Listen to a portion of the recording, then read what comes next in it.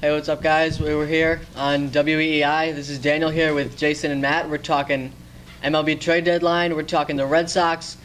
If you want to call in, we're at 617-888-8880. So, guys, we're just going to dive right in today. We are less than a week away today from the MLB trade deadline. First person we're going to talk about Justin Verlander. Obviously, he's had a historic career with the Tigers. Pretty much got robbed of the Cy Young last year. Just barely lost to Rick Porcello. Who do you think gets him? I know the Astros are looking at him. I know the Brewers maybe could use a starting pitcher. The Yankees could use a starting pitcher. What do you guys think? Well, it'll be interesting to see if the Yankees have enough to get him after making the trade with the White Sox. They gave up a few prospects in that deal. So I don't know what the Tigers are looking for necessarily, prospects or players they can use now, but I don't know. Okay, that's a good point. What do you think? I think if the Yankees want to go all in and try to narrow the gap and take over the AL East, I think they try to make that trade. I agree with you there, but the Yankees definitely do have the pieces. They do have the prospects to go for JV. But I think the Brewers are more desperate. They need a starting pitcher now. This is their time to compete because the Cubs, they're not going to be this bad forever. This is their one time where they're going to, put the Brewers or somebody else in a position to win the NL Central. I think this is their time to go for it. If they want to give up prospects to get a big name, this is the time to do it right here. And Justin Verlander would be a good fit. He could have success in Miller Park. I feel confident in him. So should we move on to Yu Darvish? Sure. So the Dodgers are looking at him. The Yankees are looking at him. What are you guys thinking there? Same thing? Yeah, I also would say Yu Darvish may demand less of a trade-like return as his contract's up at the end of the year. But so some similar deals could be similar to like a John Lester deal with the Red Sox a few years back or something around that. Definitely. Obviously, if his contract is up at the end of this year, then I think there's not going to be as much of a return price, obviously. But I think if a team really wants to go for him, they'll give up enough pieces, and I think it'll be enough. All right, that so the Rangers will. like if you're the Yankees, will give up like a Mateo.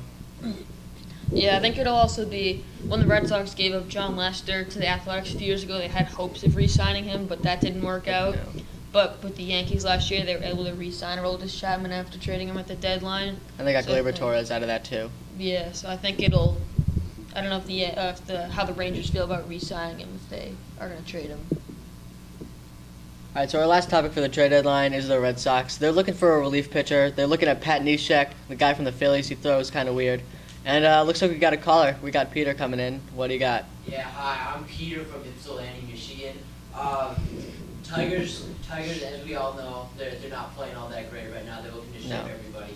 And you just mentioned the fact that the Red Sox, they need some relief pitchers. So I'm thinking, how about this? How about we get we send you Justin Wilson, our best relief pitcher, and we get back the top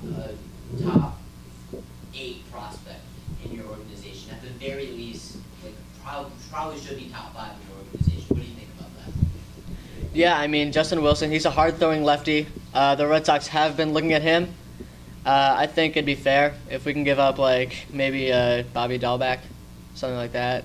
I don't know how long his contract is, but we actually no, we used to have Alex Wilson, not Justin. Never mind. Pat Neshek, what do you guys think? He's in his mid-30s. He throws sidearm. He's having a great year. He was in the All-Star game. I think he has a sub-1 ERA. What would you give up?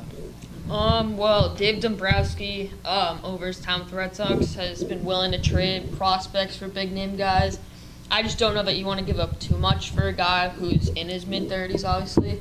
Obviously, I think if they're going to try to go for it now, they need to get an arm to bolster their bullpen. I just don't know how much you want to be able to give up because next year you still have Tyler Thornburg and Carson Smith coming off of injury. So, I don't know. What do you guys think?